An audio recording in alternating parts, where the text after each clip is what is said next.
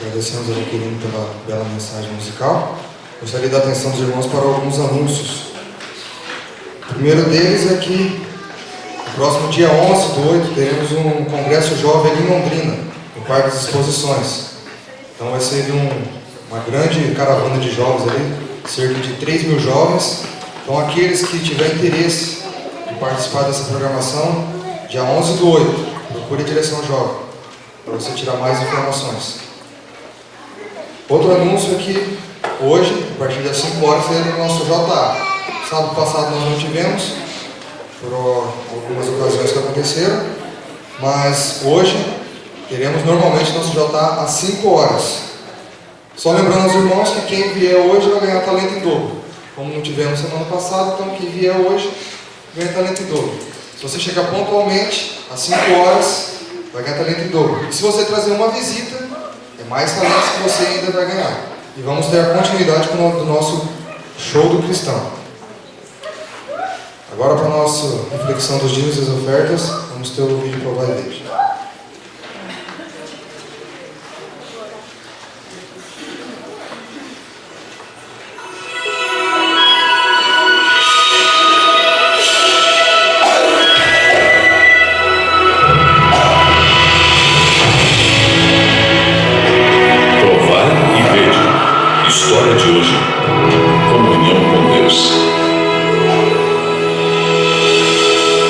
Sidney Batista tem experimentado em sua vida uma intensa relação com Deus. Ele vive em Curitiba, capital do estado do Paraná, e desde que se batizou na Igreja Adventista do Sétimo Dia, tem sido muito abençoado. Como fruto da entrega de sua vida a Deus, Sidney tem descoberto novas maneiras de adorar e se relacionar com Ele. Então, muitas vezes eu acordo 2 horas da manhã, 3 horas da manhã, eu venho para a sala, fecho a porta, e ali eu fico orando, clamando a Deus, conversando com Deus. A minha comunhão com Deus vai terminar, é a hora que o sol está nascendo, é a hora de daí estudar a lição do espaço sabatino, fazer o ano bíblico e já começar o cotidiano. Sidney é proprietário de uma serralheria. Um tempo atrás, algumas pessoas não pagaram o que deviam, deixando-o em dificuldades para honrar seus compromissos. Com fé, entregou mais essa questão nas mãos de Deus. E eu tive fazendo as contas e vi que eu devia mais ou menos algo em torno de R$1.200. Eu estava pesaroso, porque, poxa, trabalhando todo dia, entregando, fazendo as coisas certas, e simplesmente o dinheiro não estava entrando. E eu tive um culto de quarta-feira, falei, Senhor, olha para a minha vida, eu estou devendo 2 águas, 2 luzes, a tua palavra diz que o pão e a água é certo. Quando foi no outro dia, na quinta-feira, chegou uma pessoa que me devia, chegou outra que contratou outro serviço. Eu sei que quando foi na quinta-feira à tarde, eu tinha R$1.800 no bolso, limpo, não era em cheque, não era para receber nada, em dinheiro. Eu agradeci a Deus, falei, Senhor, muito obrigado. O Senhor é um Deus que sabe das minhas necessidades e tem atuado de acordo com elas. Ele sabe que colocar a vida nas mãos de Deus é a melhor escolha. Isso implica em obedecê-lo em tudo e demonstrar sua gratidão da maneira que ele orienta. Pela graça de Deus, tem conseguido devolver aí os 10% do dízimo, que é de Deus, doar mais 5% em dinheiro junto com a oferta, mais 5% de ofertas de materiais, mais 5% que é repartido para os meus filhos, que daí eles dizimam e ofertam segundo eu acompanho de longe, né? A gente vai instruindo, mas é com eles, né? E mais esses outros 5%, que é para eu poder, toda vez que vou na casa de Deus, não ir de mãos vazias, totalizando 30%, né? Total. Eu tenho um objetivo na vida. Eu quero, pela graça de Deus, chegar um dia a ficar só com 10% daquilo que Deus me atribui. A serralheria de Sidney tem o nome JL, que significa Jesus me libertou.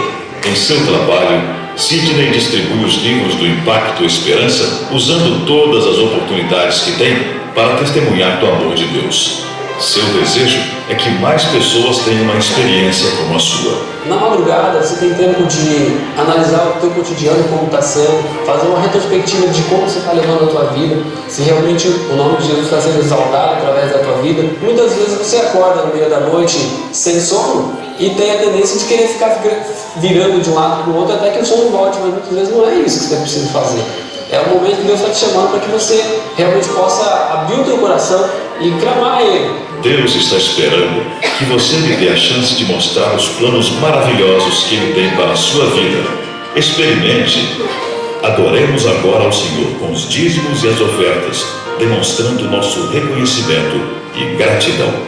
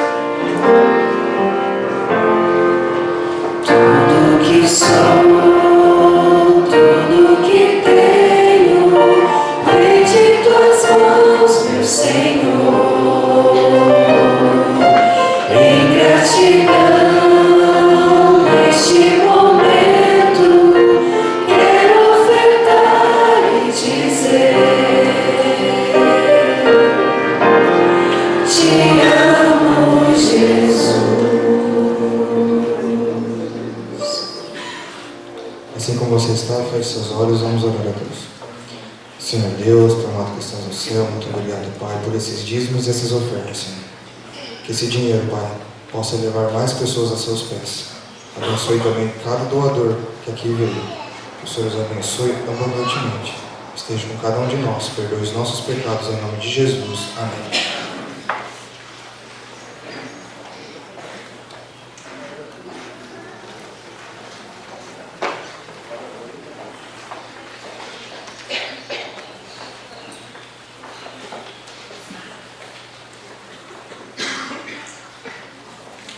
Bom dia a todos os irmãos, nossos amigos. Feliz sábado a todos. Hoje temos aqui uma pessoa especial aqui que está nos visitando, que é o pastor Lucas. Ele é evangelista de nossa associação. E os momentos que seguem agora é com você, pastor.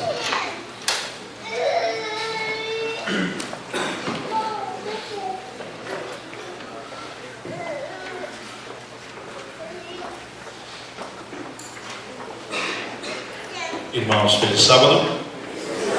Privilégio poder estar com vocês aqui nesta manhã. Eu já estive aqui no Alvorada faz acho que uns 10 anos. A gente estava ali no IAP e viemos com o coral cantar aqui já faz um bom tempo. Me lembro que a gente almoçou aqui ao lado, existe um ambiente aqui ao lado, né? Ficamos por aqui e passamos o dia. Agradeço o convite do pastor Eliezer Maciel. O pastor Eliezer, ele é, além de um amigo, um grande conselheiro, um homem que tem muita experiência na área que a gente tem trabalhado, que é a área de evangelismo. Não sei se você sabe, evangelismo e volta de Jesus tem tudo a ver. Você sabia disso? Evangelismo e volta de Jesus, olha, é uma combinação simplesmente perfeita. Quer ver a prova disso? Abre lá na sua Bíblia, Mateus capítulo 24, verso 14. O sermão profético de Cristo, onde ele enumera alguns sinais que justamente iriam anteceder a sua volta a esta terra. E justamente no verso 14, nós temos o último sinal. E qual é o último sinal? Qual é? Pregação do Evangelho em todo o mundo, testemunhando a todas as nações, e então virá o quê? O fim. Ou seja, para que Cristo volte a essa terra, a mensagem, o Evangelho, precisa ser propagado. E se nós amamos a volta de Jesus, com certeza faremos o nosso melhor para abreviar a volta de Jesus. E a única forma que temos para abreviar a volta de Cristo a esta terra é justamente pregando o Evangelho, falando de Cristo a outras pessoas. Amém? Que Deus nos abençoe nesta manhã e que possamos ouvir a voz de Jesus falando ao nosso coração. Nesta manhã a palavra será aberta e Deus vai falar contigo.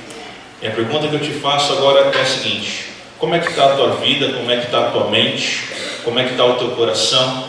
Está tudo tranquilo? Tudo preparado? Teu coração está aberto? Tua mente está aberta, tranquila, límpida para receber a palavra de Deus nesta manhã? Seres humanos não têm poder nenhum, mas eu creio que a Bíblia, a palavra de Deus, ela pode mudar os corações. Amém? Pode soltar, irmão, aquela apresentação. Aqui está na tela o tema que nós iremos falar com vocês nesta manhã. Acaso há para Deus alguma coisa impossível? Sim ou não? Sim ou não? Algumas coisas para nós são impossíveis.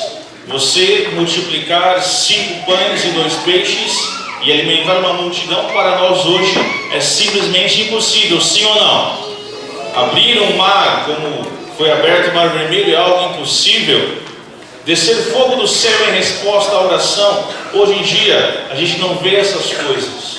Agora, eu vim aqui para te dizer nesta manhã que Deus quer fazer o impossível na sua e na minha vida. Amém? Nós vamos à Bíblia nesse momento. Antes de irmos à Bíblia, eu queria que você fechasse seus olhos para a gente poder falar com Deus mais uma vez. Grande Deus, nossa mente, nosso coração estão abertos para ouvirmos a Tua voz falando a cada um de nós nesta manhã. Nós oramos em nome de Jesus. Amém. Muito bem. Deixa eu te mostrar um texto de Ellen White. E esse texto eu considero como sendo um problema. Eu gostaria que você olhasse para a tela e lesse esse texto em silêncio, ok? Olha para a tela, lê o texto. Texto esse que eu considero sendo um problema.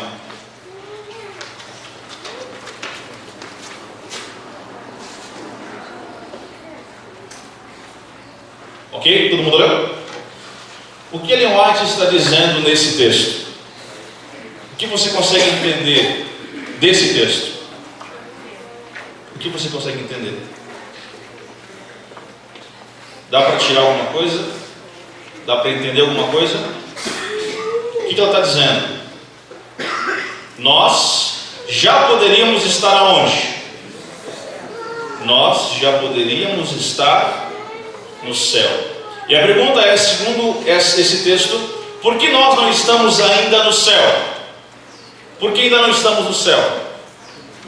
Ela dá aqui a resposta, né? Se o propósito de Deus de dar a mensagem de misericórdia ao mundo houvesse, verbo conjugado no pretérito imperfeito, uma ação incompleta no passado, o que ela está querendo dizer aqui? A mensagem de misericórdia ainda não foi dada ao mundo. Você já parou para pensar nisso aqui?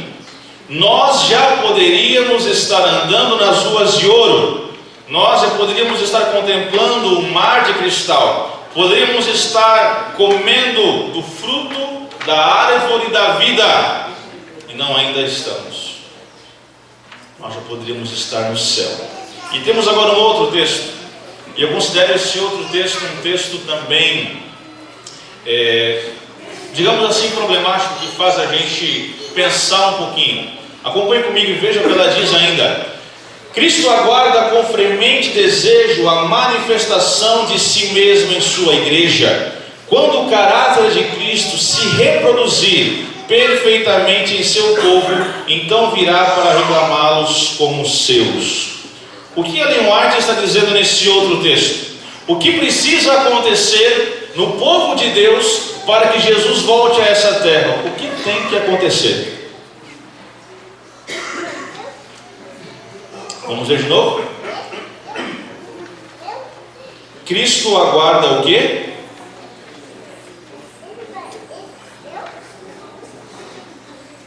E olha agora o que ela diz. Quer ver Jesus voltar? Então tem que cumprir, fazer uma coisa. Quando o caráter de Cristo se reproduzir, de que forma? Eis aqui o desafio. O caráter de Cristo se reproduzindo perfeitamente em seu povo. O que eu entendo?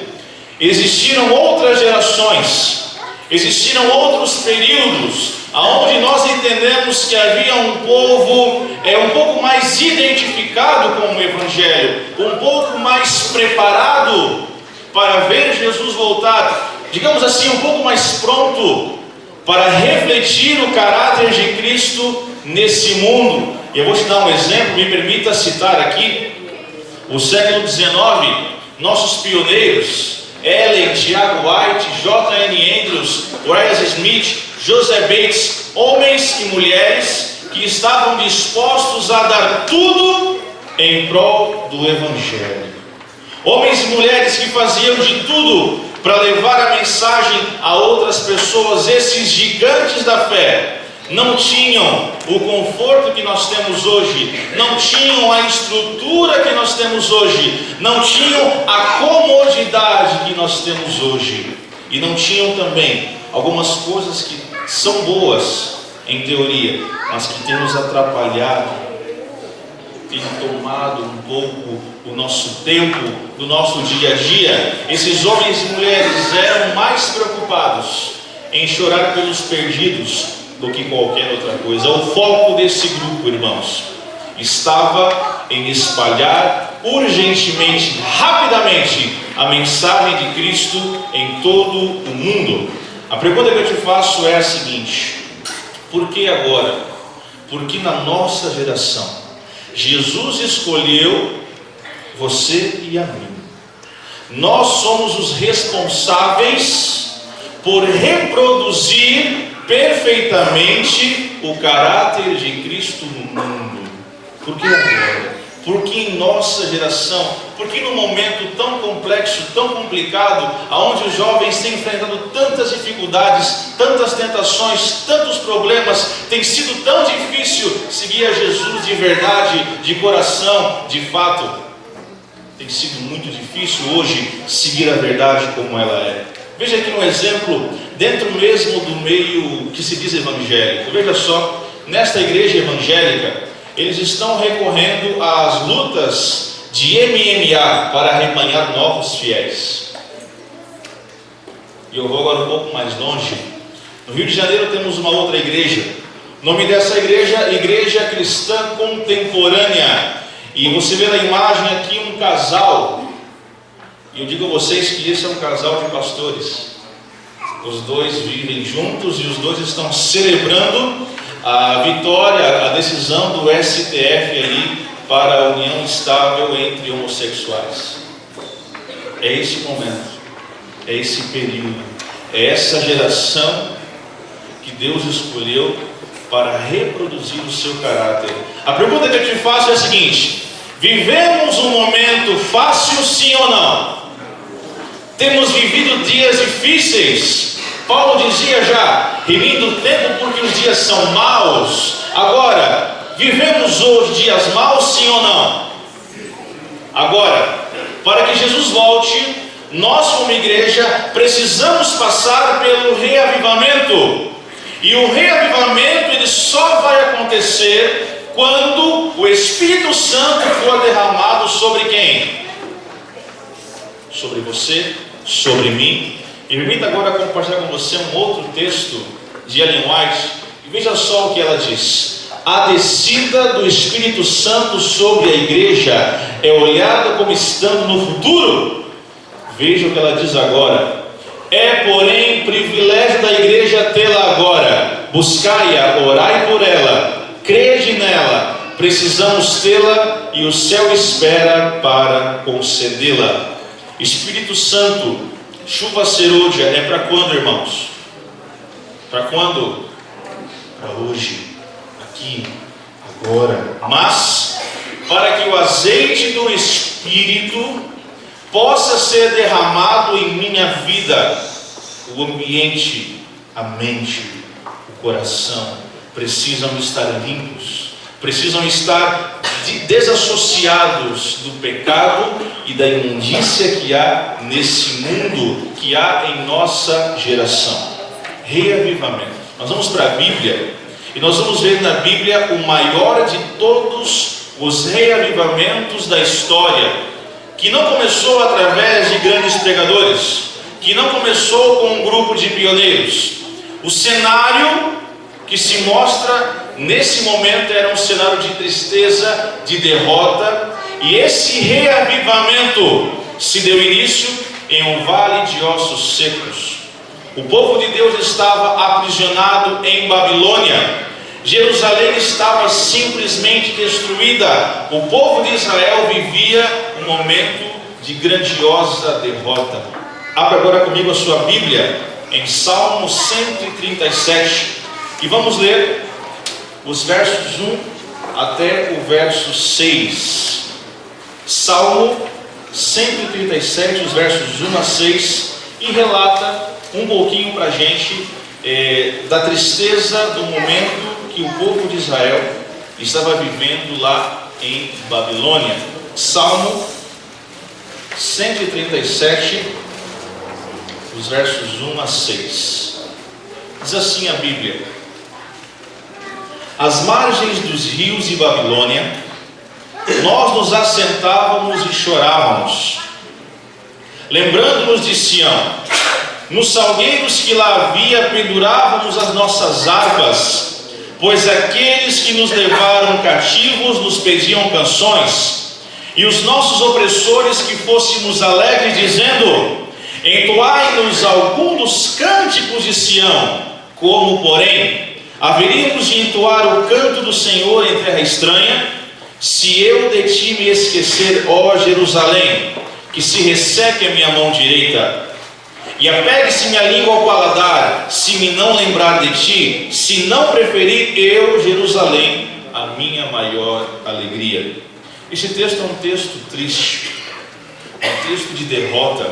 O povo de Israel estava pagando o alto preço por seus pecados. Você sabe, o povo só era levado ao exílio quando ele perdia as batalhas do Senhor. E o povo de Israel só perdia as batalhas do Senhor quando havia pecado no meio do povo. Como é que está a nossa vida? Como é que temos batalhado as batalhas diárias contra o pecado? Temos sido vitoriosos? Temos encontrado dificuldades? Temos sido derrotados?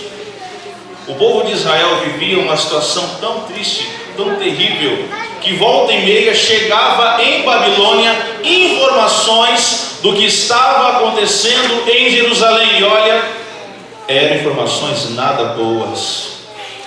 Destruição, morte, corpos jogados em praça pública. Jerusalém estava simplesmente destruída. Esse cenário que o povo de Israel vivia era um cenário aparentemente sem esperança. Eles não vislumbravam nada melhor em um futuro próximo. Mas eu louvo a Deus, porque Deus agora ele entra em ação através de um profeta chamado Ezequiel. Digo a vocês que quando Deus entra em ação, as coisas mudam completamente. Amém? Deus quer entrar em ação na tua vida e na minha vida. Deus quer mudar completamente a sua e a minha vida. Amém? Vamos então agora para Ezequiel, capítulo 37. E nós veremos então esse momento de reavivamento, essa grande reviravolta que deveria acontecer no povo de Israel. Ezequiel, capítulo 37, estaremos lendo a partir do verso 1. Acompanhe comigo na sua Bíblia, Ezequiel, 37, a partir do verso 1. Diz assim a palavra de Deus: Veio sobre mim a mão do Senhor, e Ele me levou pelo Espírito, e me deixou no meio de um vale que estava cheio de ossos, e me fez andar ao redor deles. Eram muito numerosos na superfície do vale, e estavam, como fala na sua Bíblia aí, sequíssimos. Eu não sou nenhum perito em ciências, não sou nenhum biólogo, mas eu entendo Ezequiel dizendo aqui que os ossos estavam sequíssimos. O que me faz entender é: há muito tempo não havia vida aonde agora existiam apenas ossos. Você sabe, quando alguém vem a morrer, para que haja decomposição completa, para que existam só ossos, demora-se algum tempo. E Ezequiel diz ainda que esses ossos não estavam apenas secos, estavam sequíssimos. Há muito tempo a vida havia deixado esse local. Acompanhe comigo no verso 3. Diz assim a Bíblia: Então me perguntou: Filho do homem, acaso poderão reviver esses ossos? Queria que você agora tentasse imaginar a visão que Ezequiel tem. Um vale de ossos secos. Provavelmente esse vale foi o local que Israel foi derrotado em guerra. E ali estavam então restos mortais de soldados que haviam perdido a batalha contra Babilônia. A visão que Ezequiel vê não é nada animadora, não existe vida, não existe ali um resquício de vida. Aí Deus pergunta para Ezequiel: Ezequiel, qual que é a tua opinião? Você acha que esses ossos podem reviver? Uma pergunta estranha. Ezequiel fica ali em dúvida entre aquilo que ele crê e entre aquilo que ele vê. E então ele olha para Deus e diz, no verso 3 ainda: Senhor, Tu o sabes. Verso 4 diz assim a palavra de Deus: Disse-me ele ainda: profetiza a esses ossos. Profetiza a esses ossos e diz-lhes: ossos secos, ouvi a palavra do Senhor. Agora, para complicar ainda mais, Ezequiel, que estava titubeando ali naquela visão, Deus manda Ezequiel fazer o quê? Deus manda o profeta fazer o quê? Pregar para ossos secos. Aqui nós temos uma analogia importantíssima. Ezequiel agora se levanta diante de ossos secos e vai começar ali uma pregação, um sermão. Nesse contexto do profeta e dos ossos secos, quem é hoje a pessoa do profeta? Quem exerce hoje a função do profeta nesse contexto aqui? Quem? Você sabe, a palavra profeta vem do hebraico nabá, que significa mensageiro. Olha a dica. Quem é o profeta? Nós. E quem é o vale de ossos secos, se a gente pode dizer assim? O que seria o vale de ossos secos? Como? As pessoas do nosso mundo que estão morrendo em seus delitos e em seus pecados. A ordem do Senhor para o profeta é: profeta, vai lá no meio do vale e diga para os ossos secos: ossos secos, ouvi a palavra do Senhor. É isso que Deus pede que saia dos lábios do profeta. E entenda, eu e você somos esse Ezequiel moderno. Nós somos responsáveis pela salvação das pessoas que estão próximas de nós. A pergunta que eu te faço agora é a seguinte: que tipo de palavras tem saído dos nossos lábios? Nós somos o profeta. Ele mais traz alguns textos, eu queria te mostrar um deles. Olha só o que ela diz, acompanhe comigo. Toda palavra de dúvida por vós proferida é um convite às tentações de Satanás. Isso robustecerá em vós a tendência para Ela diz ainda mais: como é importante que só saia de nossos lábios aquilo que promova o quê? Vida e força espiritual. Dos lábios do profeta precisa sair vida, força espiritual para as pessoas que estão próximas de nós, para as pessoas que estão ao nosso redor. Eu e você somos o profeta. Agora, Ezequiel ele começa a pregar. Acompanhe comigo. Verso 4. Disse-me ele: profetiza esses ossos e dize-lhes: ossos secos, ouvi a palavra do Senhor. Agora, Ezequiel ouviu o chamado divino, se pôs a pregar e ordena que os ossos ouçam a palavra de Deus. Eu fui pastor aqui no interior, e numa certa cidade alguém disse assim para mim: pastor, campo aqui é duro, pastor. As pessoas aqui elas não dão ouvidos. As pessoas não querem saber do Evangelho. As pessoas não nos atendem, não querem saber. No ano anterior, naquela igreja, se batizaram 2 pessoas. Aí eu disse: mas irmãos, vamos lá, vamos trabalhar, vamos aqui organizar as duplas, os pequenos grupos, a juventude, vamos dar o nosso melhor. No primeiro ano ali, nós batizamos só nesta igreja 27 pessoas. E no outro ano, batizamos mais de 35 pessoas na mesma igreja, no mesmo lugar, que as pessoas da própria igreja diziam assim: pastor, aqui não dá. Pastor, o terreno é duro, as pessoas não querem ouvir. Agora veja comigo esse texto. Texto também de Ellen White. Veja só o que ela diz. O mundo está carente do que, irmãos?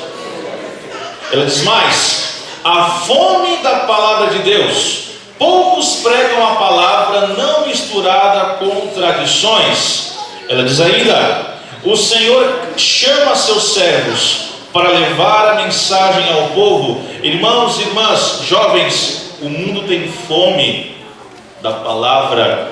E nós, todo sábado, toda quarta-feira, todo domingo, chegamos aqui à igreja, recebemos a palavra, fornadas de pão quente, vindos diretamente do céu. A pergunta é: o que eu tenho feito com esse pão espiritual que eu tenho recebido? Infelizmente temos alguns adventistas que estão se tornando obesos espirituais. A gente pode ilustrar assim: vem todo dia, todo culto, recebe pão, e não transmite. O milagre está aqui. Eu recebo o pão, eu reparto, eu transmito esse pão. E quanto mais eu reparto, eu vou ter também mais fome, e eu vou ser levado a ir lá buscar mais pão na palavra, na presença do Senhor dos Exércitos. Muito bem, no versos 5 e 6, agora começa a acontecer algo bem interessante. Acompanhe comigo, Ezequiel 37, verso 5. Assim diz o Senhor Deus a estes ossos: eis que farei entrar o Espírito em vós, e vivereis. Verso 6: porei tendões sobre vós, farei crescer carne sobre vós, e sobre vós estenderei pele, e porei em vós o Espírito, e vivereis. E sabereis então que eu sou o Senhor. Verso 7: então profetizei segundo me fora ordenado. Enquanto eu profetizava, houve um ruído, um barulho de ossos que se batiam contra ossos e se ajuntavam, cada osso ao seu osso. Olhei, e eis que havia tendões sobre eles, cresceram as carnes, se estendeu pele sobre eles, mas não havia neles o Espírito. Muito bem, nos versos 5 e 6, nós temos outra lição importantíssima. Veja comigo como estão conjugados os verbos nesses 2 versos: farei, porei, farei, estenderei e porei. Todos os verbos estão conjugados na primeira pessoa do singular. E quem está falando aqui através do profeta é quem? É o próprio Ou seja, Deus deixa muito claro para você e para mim que um milagre, quem que faz? Quem faz o milagre? Deus faz o milagre. Nós somos apenas o profeta, somos apenas o porta-voz. Mas quem faz o milagre, quem transforma ossos secos em seres viventes é o nosso grandioso Deus, amém? Muito bem. O profeta agora ele começa a ouvir um barulho, e eu vejo esse barulho, entendo como sendo um barulho fantasmagórico. Ossos que se batem contra outros ossos. Diz a Bíblia que começaram a haver tendões sobre os ossos, carne, pele, mas esses ossos até o verso 8 haviam voltado à vida, sim ou não?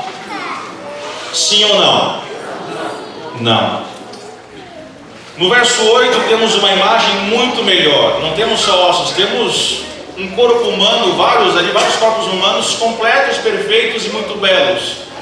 Mas até esse momento nós tínhamos apenas cadáveres de boa aparência, porque ainda não havia nesses corpos o Espírito, não havia ainda neles a vida. Acompanhe comigo agora os versos 9 e 10. Diz assim a Bíblia: então ele me disse: profetiza ao Espírito, profetiza, ó Filho do Homem, e diz-lhe: assim diz o Senhor Deus, vem dos quatro ventos, ó Espírito, e assopra sobre esses mortos para que vivam. Verso 10: profetizei como ele me ordenara, e o Espírito entrou neles, viveram, se puseram em pé, um exército sobremodo numeroso. Muito bem. O milagre só se torna milagre de fato e de verdade quando acontece o quê? Quando o Espírito entra naqueles restos mortais, naqueles corpos. Hoje, irmãos, é a mesma coisa. Nós só iremos passar pelo verdadeiro reavivamento quando o Espírito habitar plenamente em nossa vida e em nossa igreja. Amém? Aí, quando o Espírito veio, eles se levantaram e tornaram-se o quê? Um exército. Mas não termina aqui. Acompanhe comigo ainda os versos 11 e 12.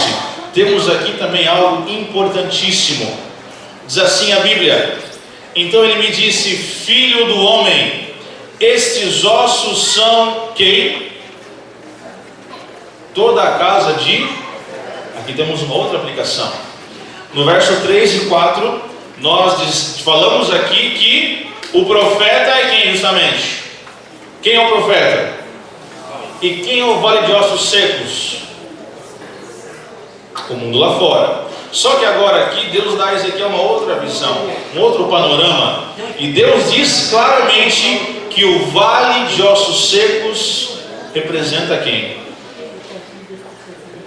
Toda a casa de Israel. Ou seja, eu posso estar ocupando o lugar de profeta, mas eu, como adventista que aguarda o céu, corro o risco de estar vivendo como um osso seco, sem vida, sem o Espírito Santo, sem comunhão com Deus, sem a Bíblia, sem a oração.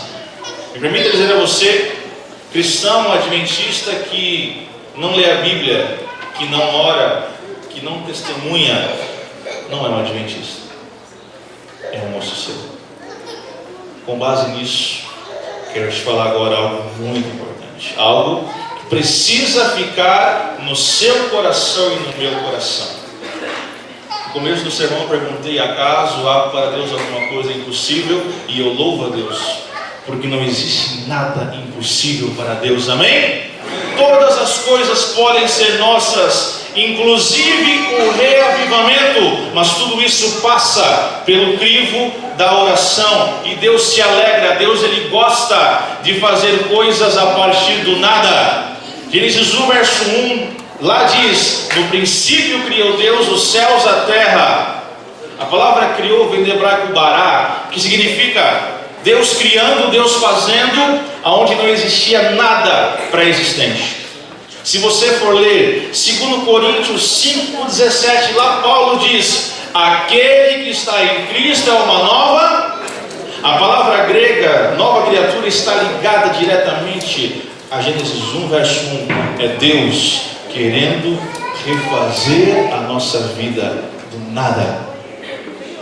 Deus pega ossos secos e os transforma em seres humanos, movidos pelo Espírito Santo. Amém? 1772, James Scott, ele partiu da Inglaterra para verificar com a sua tripulação se existia uma passagem navegável entre o Atlântico e o Pacífico. No dia 12 de julho, essa expedição parte de Plymouth, na Inglaterra, para descobrir se havia uma passagem entre o Atlântico e o Pacífico. Eles navegaram então lá pelo Atlântico Norte, por cima do Canadá, e chegaram até o Estreito de Bering.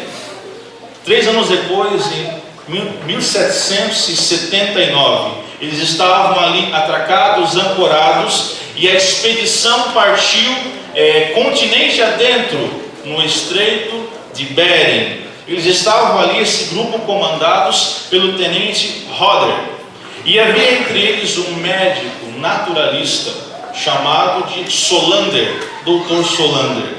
E a temperatura ali no norte do nosso continente é simplesmente muito baixa, é terrível, para se viver ali é praticamente impossível. Eles armaram acampamento e partiram o continente adentro para fazer essa expedição e descobrir então o que havia ali. O que aconteceu?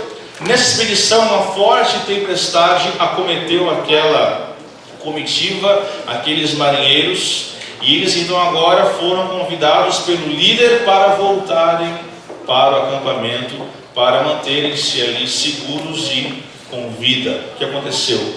A temperatura baixou drasticamente. E quando se baixa a temperatura, o grande risco para o corpo do ser humano é a hipotermia. E quando existe a hipotermia, a grande vontade que a pessoa tem é de deitar e dormir.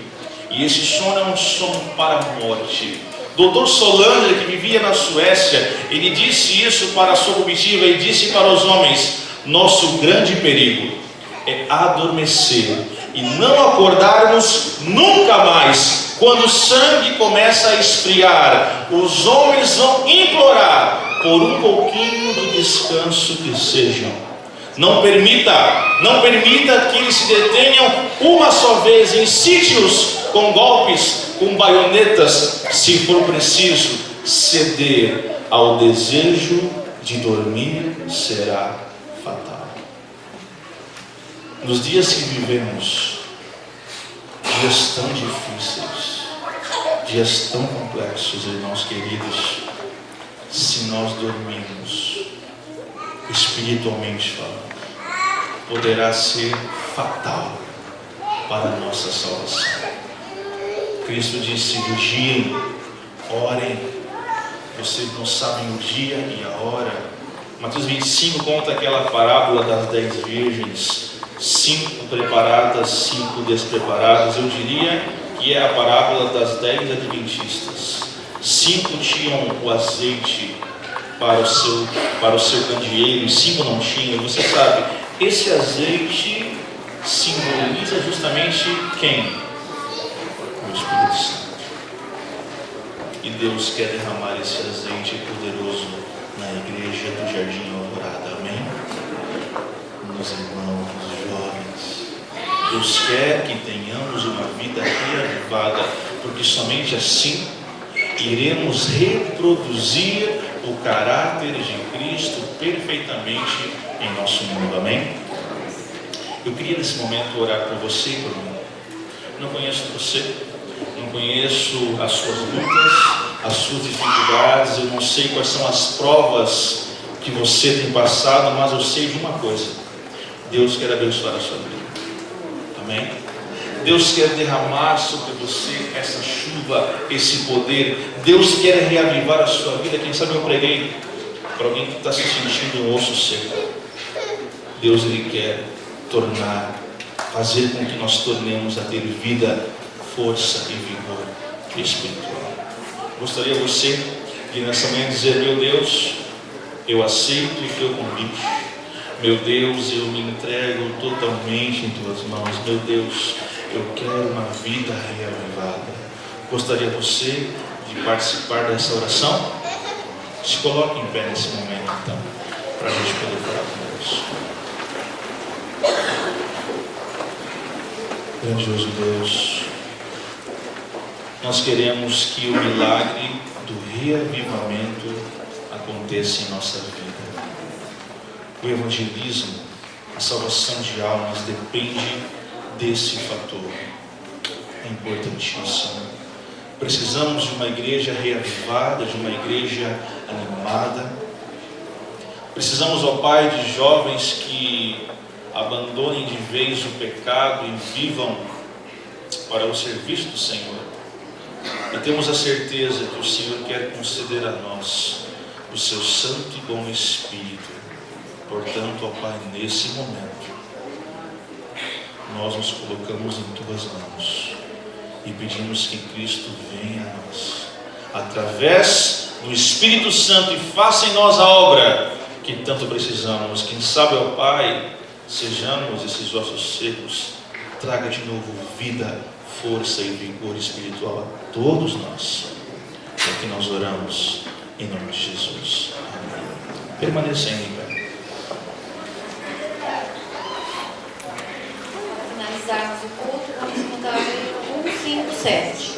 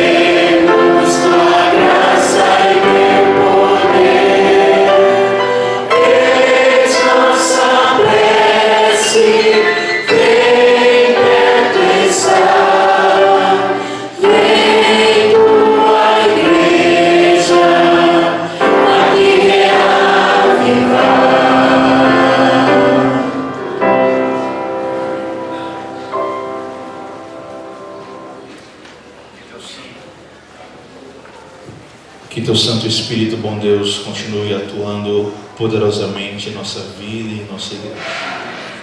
Nós oramos em nome de Jesus.